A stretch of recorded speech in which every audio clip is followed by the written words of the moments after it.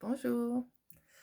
J'ai j'ai jeté tellement tous mes vidéos que j'avais fait au fil des années qui parlent des sujets qui me passionnent. Pourquoi j'ai fait ça? Ben, c'est des bulles. Mais là, je regrette parce que tous les vidéos dans lesquelles que j'expliquais les phénomènes comme le champ toroïdal, le fait qu'on est électromagnétique, qu'on est des êtres bioniques, les aires de vie sur Terre, les phases d'être, les phases de la matière, les phases de, les, toutes les éthers, les phases, les couches de vie qui nous composent, qui composent le monde dans lequel on vit. C'est des sujets importants pour moi. Fait que c'est dommage que je les ai jetés, mais parce que là, je vais être obligée de refaire des vidéos. Pourquoi? Parce que c'est assez important pour moi pour trouver que ça mérite d'être discuté en français québécois par n'importe qui comme moi pour que ça redevienne accessible à tout le monde. Parce qu'en réalité, notre langue, euh, notre langue, c'est une clé passe-partout. C'est pas pour rien que notre émission d'enfance s'appelait Passe-partout aux gens de mon âge. Notre clé passe-partout pour comprendre vraiment ce qui est relaté historiquement dans les noms de personnages, dans les toponymes, c'est-à-dire les noms de lieux.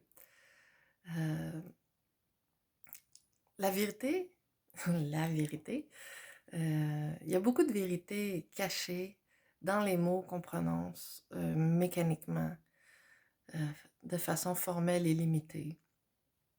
Les mots, les verbes, tout ça. Il y a beaucoup d'autres degrés de sens, comme sur un thermomètre, là, il y a des degrés, hein. Tu sais, la même ligne, là, elle peut être plus chaude ou plus froide selon à quelle hauteur que le mercure va monter ou descendre. Mais c'est pareil dans notre compréhension de la langue, puis dans les toponymes, les noms de lieux n'ont pas été choisis au hasard du tout. Tu sais, quand ils donnent un nom de personnage à un lieu, nous, on est porté à attribuer à ce nom de lieu-là une face, un personnage, puis ça s'arrête là, ce qu'il a fait. Mais moi, je vois, je vois une couple d'éléments de plus là-dedans. Moi, un nom de personnage, pour moi, c'est phonétique. Qu'est-ce qu'on est supposé comprendre dans le nom de lieu? Et non, ah, monsieur Mattel, il a fait ci, il a fait ça, fait qu'on a appelé le lieu en son nom. Pour moi, ça, c'est pas vrai. Pour moi, c'est pas ça. Pour moi, il faut prendre la langue des oiseaux. Il faut décortiquer phonétiquement puis il faut pour ça aller revisiter les anciens verbes comme le verbe oïr. Tu sais, OIR, là, c'est tous les verbes qui ont un lien avec nos perceptions sensorielles. Voir, oïr, percevoir. Tout ça, ça a le rapport avec entendre, voir, tu sais. Puis, ça, c'était juste un exemple. Fait que, tu sais, le verbe oyez, oyez, ça veut dire écouter puis entender en même temps. Entendre, c'est comprendre. Fait que c'est ça le verbe oyez, oyez. C'est comme entend puis comprend avec les oreilles, perçoit puis comprend avec les yeux aussi. Parce que on oït, je sais pas comment on dit ça, on oït, on voit. On voit par les yeux, puis on voit par les oreilles. Bon, il y a ça. Après ça, les noms de lieux, pour moi, ce sont encore une fois des jeux de mots. Les noms de lieux, comme exemple, puis les noms de personnages. Comme pour moi, Samuel de Champlain, ben, ça me ramène à la notion d'inondation, à la notion de mud flood aussi, tu sais, la calée de boue. La calée de boue, c'est un jeu de mots double aussi, ça aussi. Il y a plusieurs couches à ce que je radote là. C'est des événements qui font que les champs étaient pleins. Puis quand ils ont recolonisé, Samuel, Sam, ça veut dire Sam, Sham, c'est des mots qui veulent dire soleil dans les langues sémites, que ce soit hébreu ou arabe. Les arabes, ils disent tous les mots comme avec Sam, Samsa, c'est soleil. Puis les hébreux, ils reprennent les mêmes mots, ils les disent de la même manière, mais ils virent tout en ch. Comme Samsa devient Shamsh. Sams devient Shamsh. Ça veut dire la même chose, ça veut dire soleil, mais ils font les ch au lieu de s. Puis, pour moi, Samuel de Champlain, c'est un indicateur de circonstances. Donc, ça nous indique que le soleil est arrivé sur les champs pleins. OK? Puis, en même temps, c'est nous qui sommes arrivés aussi au niveau de quand les champs étaient pleins. Puis là, on a recommencé à partir de là. C'est là qu'on s'est remis à cultiver. Fait que là, les industries ont recommencé sur le continent qui était passé au cash, finalement, qui avait vécu peut-être des changements climatiques, ou je ne sais pas trop, des changements de circonstances qui ont permis des changements d'air. Il y a un mode flood, c'est sûr qu'il y a eu une calée de boue parce que ça, je l'ai exploré pendant plusieurs années à travers les villes du monde puis du Québec. J'ai voyagé, j'ai observé, j'ai pris des notes, j'ai pris des photos, j'ai pas gardé grand-chose, mais il y a eu une calée de boue, c'est visible dans toutes les villes. Une calée de boue debout, pas une calée de boue qui a fait pencher les choses, une calée de boue debout. Fait que nos buildings, c'est pour ça qu'ils ont les sous-sols ensevelis. Souvent, il y a la plupart des buildings historiques, comme les anciens buildings, les écoles, les hôpitaux, les églises, les cathédrales, les banques, tous les anciens buildings qui ont été repris de l'ancienne ère, de l'ancien empire, de ceux qui étaient là avant, des anciennes civilisations, euh, pour resetter, pour faire une réinitialisation. Ils sont tous avec une couche de sol, de roc, puis de cochonnerie, là, de terre, puis de boue, qui ont enseveli un étage. Bon. Fait que c'est une calée de boue, c'est la Grande Calais.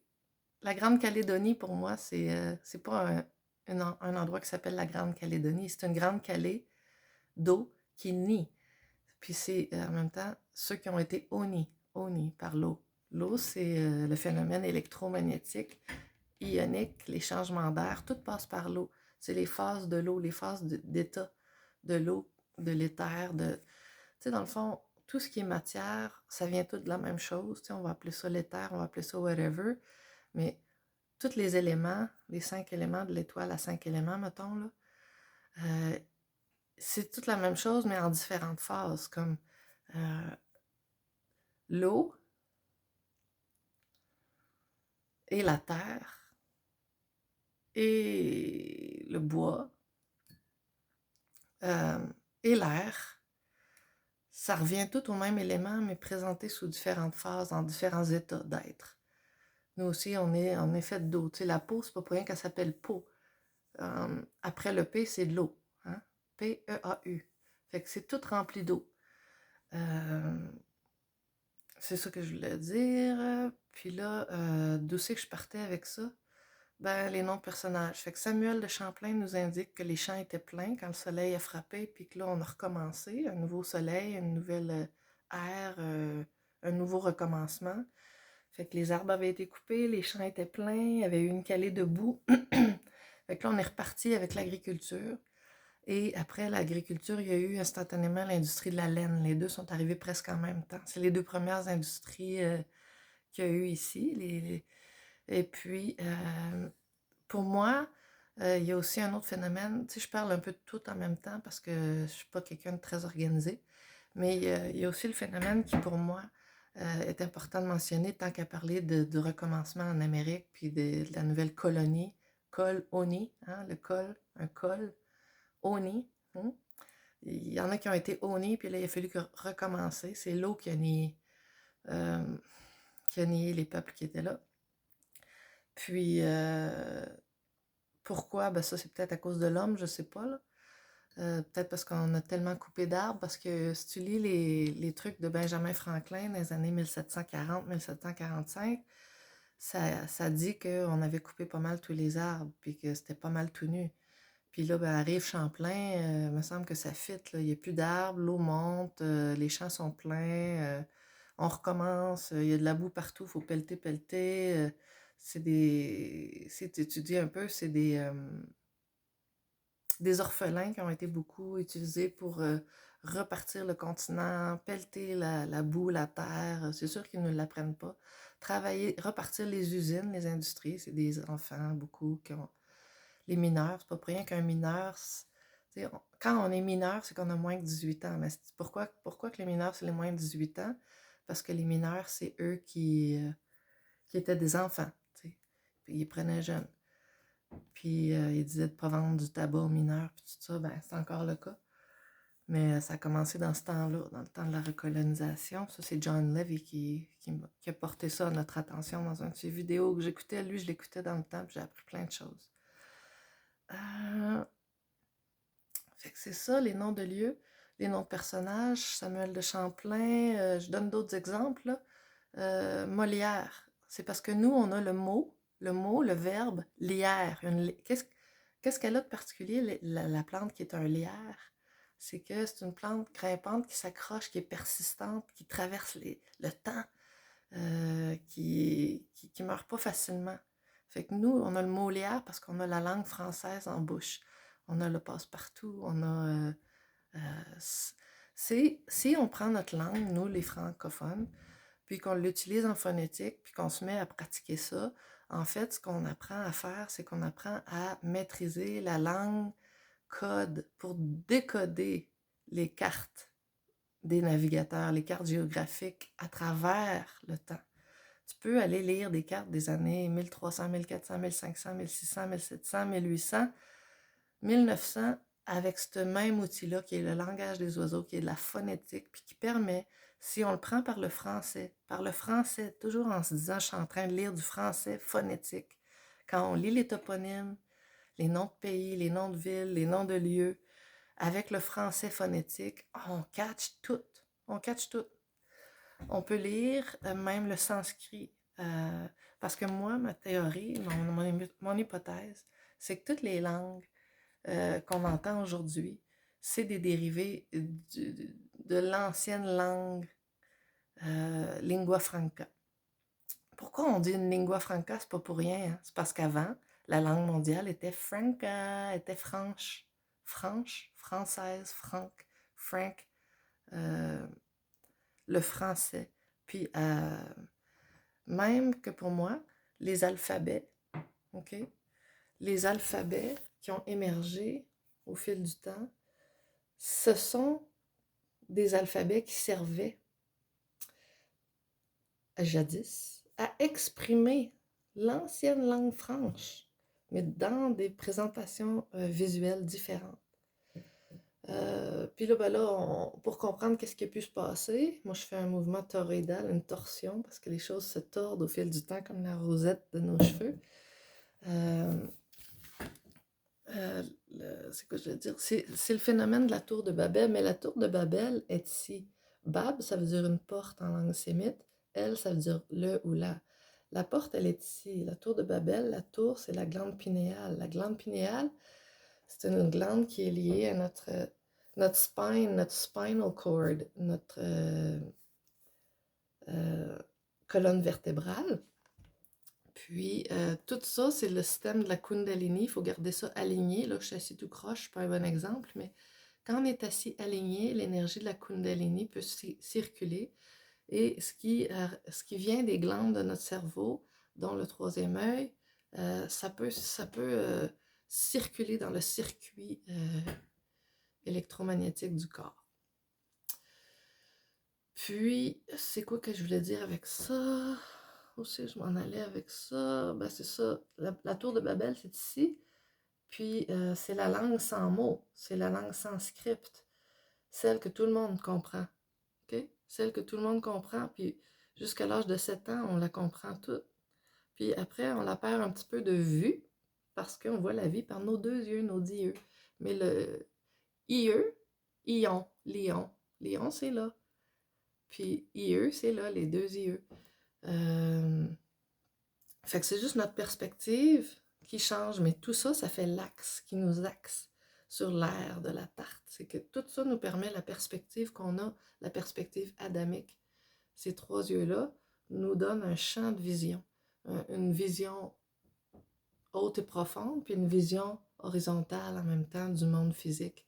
Fait qu'on a les deux, on a des sens associés à ça qui nous permettent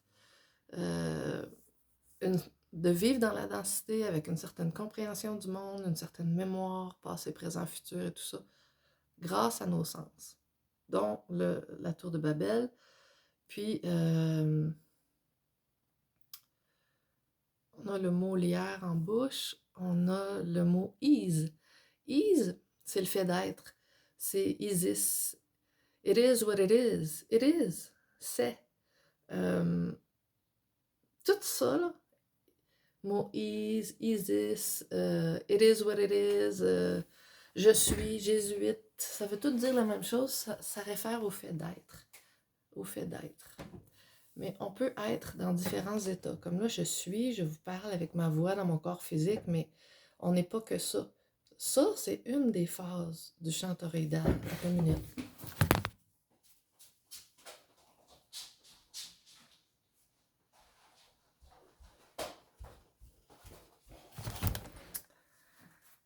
Cette vidéo-là, je le fais souvent, puis je le jette souvent, mais dans le fond, la fleur de lys, la fleur de lys, Isis, le fait d'être, OK? La fleur de l'être. Puis l'être, le fait d'être, tu vois l'anneau ici? L'homme de l'anneau naquit. Tout est né de l'anneau, OK? L'anneau, c'est un peu comme le portail, le soleil, le trou noir, l'endroit où c'est plus condensé, tu sais?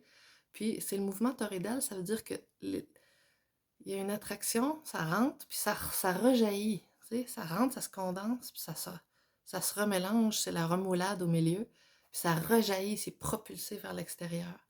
Fait que c'est le phénomène électromagnétique dipôle de tout ce qui est dans notre monde.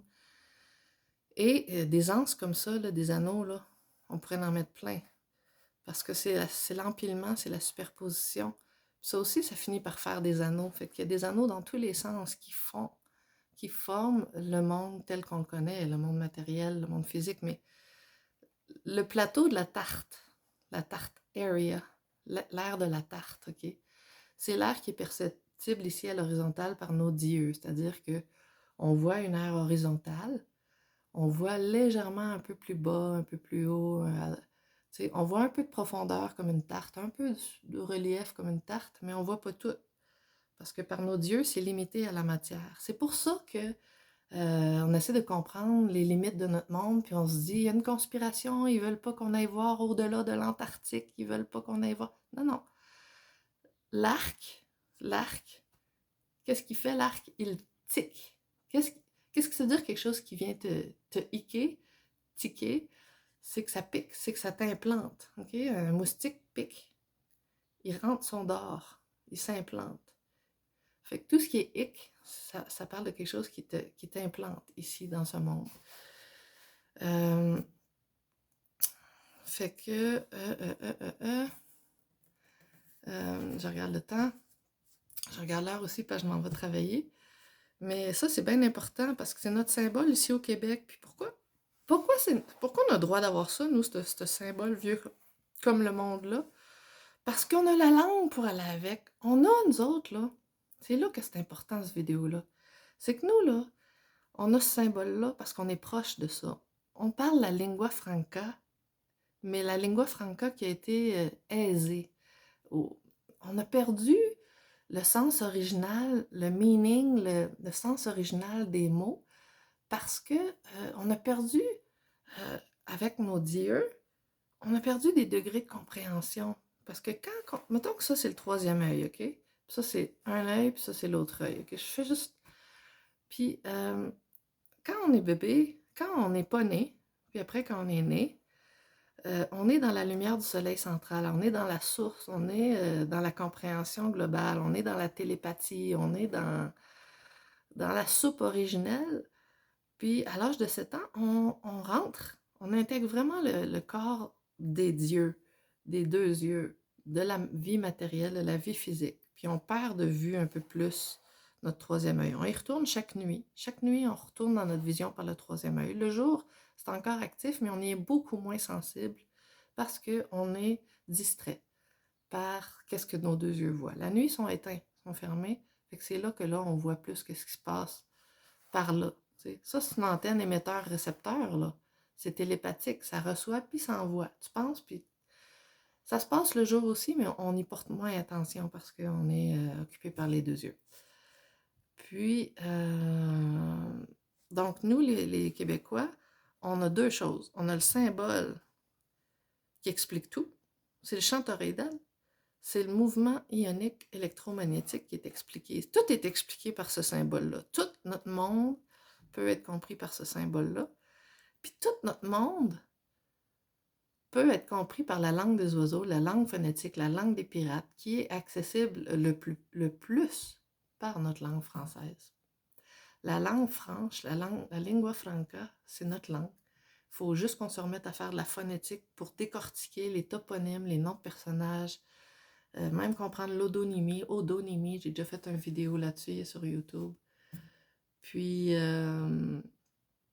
qu'est-ce que tu veux que je te dise? Pour moi, je trouve que c'est très important, fascinant. C'est une chance qu'on n'exploite pas assez, puis qui va nous échapper si on la laisse s'étioler. Puis, ça serait pas la fin du monde qu'on la laisse s'étioler, parce que la vie, c'est un cheminement en spirale, puis à un moment donné, on peut pas toujours revenir en arrière. Ce qu'on a choisi de pas amener avec nous, on le perd. Parce que la vie, c'est une constante transformation, transmutation. Mais, tandis qu'il y en a qui savaient, puis qui nous ont aidés à maintenir la langue du mot lière, la langue du mot is, de sorte qu'on puisse se souvenir, hein, je me souviens, mais on se souvient-tu? Est-ce qu'on a envie de se souvenir? Est-ce qu'on a le temps de penser à ça? Ou est-ce qu'on est trop occupé à chercher des conspirations, puis des distractions, puis des divertissements, puis des évasions pour s'approprier cette chance-là? On pourrait être des leaders du monde entier. Puis ceux qui comprennent cette langue-là, c'est eux les leaders du monde entier. Pour moi, là, le français, là, c'est pas vrai pour moi que c'est l'hébreu, la langue qui est le bout du monde, là, pas en tout. Moi, là, tous les autres alphabets, je les vois comme des alphabets qui ont servi à refléter notre langue. Tu sais, les Georgia Guidestones, là, aux États-Unis, là, qui ont été détruites finalement, mais qui est un monument qui avait des plaques. C'était comme une étoile. C'était fait comme une étoile qui va vers toutes les directions, avec un message qui était de maintenir les populations pas trop, de maintenir le monde pas trop peuplé. Puis c'était comme des recommandations, comme s'il allait y avoir une fin du monde avec des survivants, puis tout ça, tu sais. Puis, ce qui est intéressant des Georgia Guidestones, c'est que c'était écrit dans plusieurs alphabets, le message, dans plusieurs langues, mais pas en français. Puis moi, je trouve que ça me met un indice que c'était pas nécessaire de le marquer en français parce que toutes les langues sont des distorsions de la lingua franca. Toutes les langues sont des reflets de l'ancienne langue. Tu sais, la chanson en anglais Old Lang Syne, ça fait référence aussi à la lingua franca, le français d'avant, l'ancien français. Puis pour moi, s'il n'y avait pas de français sur les Georgia Guidestones, c'est parce qu'en réalité, on peut déjà tout lire en français. Moi, en tout cas, moi, je suis devenue prof de yoga à un moment donné. Puis quand je lis les termes dans mon livre de yoga, là, tu sais, les noms des couches, on appelle ça des koshas, ou des laya layers. Tu sais, c'est tout du français, puis même l'anglais, c'est du français, mais anglaise, l'argile, c'est la langue d'argile. C'est une langue qui est très proche aussi du savoir véritable, de la vérité historique, de ce que portent les mots, l'anglais. Mais c'est comme un clone du français, une toile de plus par-dessus la toile, tu sais, la toile française, l'étoile française. Et c'est pas aussi exact que le français et l'anglais. L'anglais n'est pas aussi exact que le français dans son approche, dans ce qu'il révèle de la vérité, mais il est proche. Puis aussi, je m'en allais avec ça. Je commence à être perdue, puis la vidéo est longue, fait que j'y reviendrai. Fait que bonne journée.